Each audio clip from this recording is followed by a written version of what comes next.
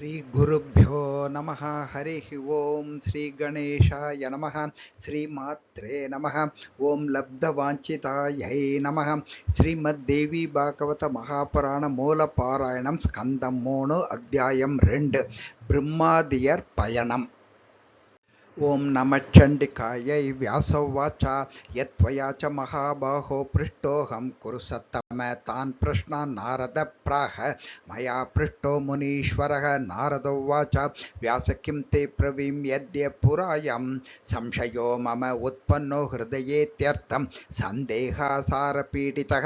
गत्वाहं पितरं स्थाने ब्रह्माणं मितौजसम् अपृच्छं यत्त्वया पृष्टं व्यासाद्य प्रश्नमुत्तमं पितः कुतः समुत्पन्नं ब्रह्माण्डमखिलं विभो भवत्कृतेन वा सम्यक् किं वा विष्णुकृतं द्वितम्।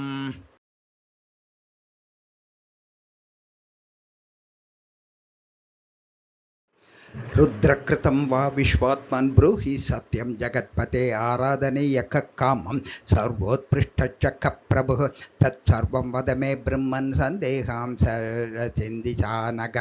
विमग्नो ह्यस्मि संसारे दुःखरूपे नृतोपमे सन्देहान्दोलितं चेतो न प्रशाम्यति कुत्रचित्।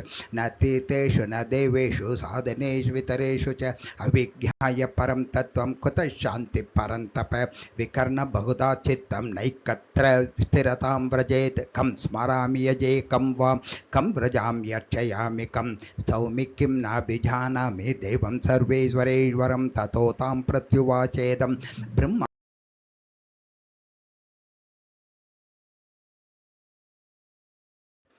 ब्रह्म उवाच किं ब्रवीमि सुदात्याहं दुर्बोधं प्रश्नमुत्तमं त्वया शक्यं महाभाग। विष्णोरपि सुनिश्चयात् रागी कोऽपि न जानाति संसारेऽस्मिन् महामते विरक्तश्च विजानाति विरीहो यो विमत्सरः।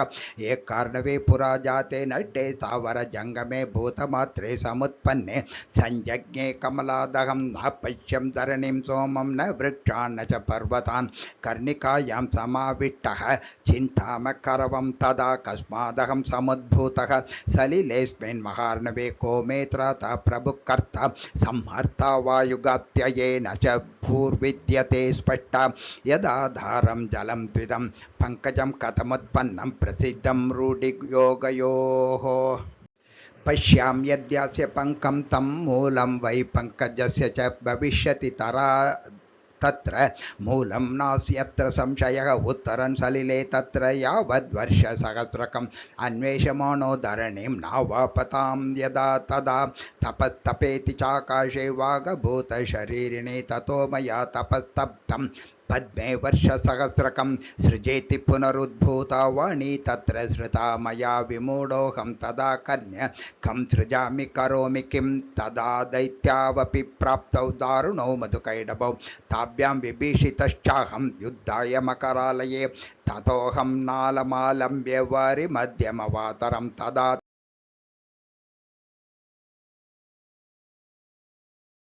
मेघश्यामशरीरस्तु पीतवासा चतुर्भुजः शेषशायी जगन्नाथो वनमाला विभूषितः शङ्खचक्रगदा पद्माद्युतायुधैः सुविराजितैः तमद्राक्षं महाविष्णुं शेषपर्यङ्कशायिनं योगनिद्रासमाक्रान्तम् अविस्पन्दिनमच्युतं शयानं तं समालोक्य भोगी भोगोपरि स्थितं चिन्तिता ममाद्भुतजाता किं करोमीति नारद मया स्मृता ददा देवी स्तुता निद्रास्वरूपिणी देहान्निर्गत्य सा देवी गगने संस्थिता शिवा अवितक्रिय शरीरा सा दिव्याभरणमण्डिता विष्णो देहं विहायाशु विरराजनपस्थिता उत तिष्ठतमेयात्मा तया मुक्तो जनार्दनः।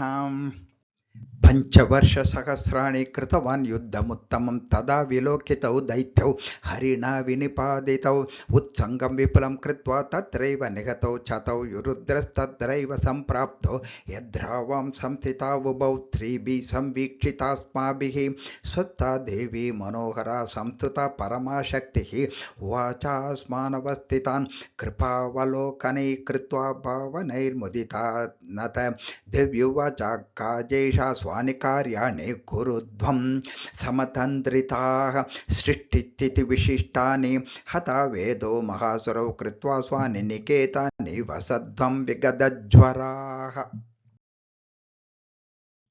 प्रजा चतुर्विधा सर्वाः सृजध्वं स्वविभूतिभिः ब्रह्मोवाच तच्छ्रुत्वा वचनं तस्यापेशलं सुखदं मृत् अब्रूमत्वामशक्ता स्म कथं कुर्मस्त्विमा प्रजाः न मही वितता मातः सर्वत्र विततं जलं न भूतानि गुणाश्चापि तन्मात्राणीन्द्रियाणि च तदा कर्णे वचोऽस्माकं शिवा जाता स्मितानना झटित्येव कथं तत्र विमानं गगनाच्छुभं सोवाचास्मिन् सुरा कामं विषध्वं गतसाध्वसाः विमाने ब्रह्मविष्मीषा दर्शयां यद्य चाद्भुतं तन्निशम्य वचस्तस्य ओमित्युक्त्वा पुनर्वयम् समारुह्योपविष्टोः स्मो विमाने रत्नमण्डिते मुक्ताधाम सुसंवीते किङ्किणीजालशब्दिते सुरसत्त्वनिभे रम्ये त्रयस्तत्र विशङ्किताः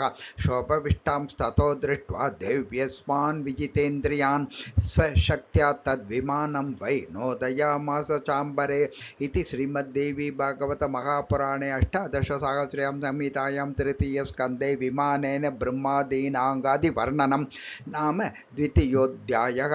ओं श्री जगदम्बार्पणमस्तु।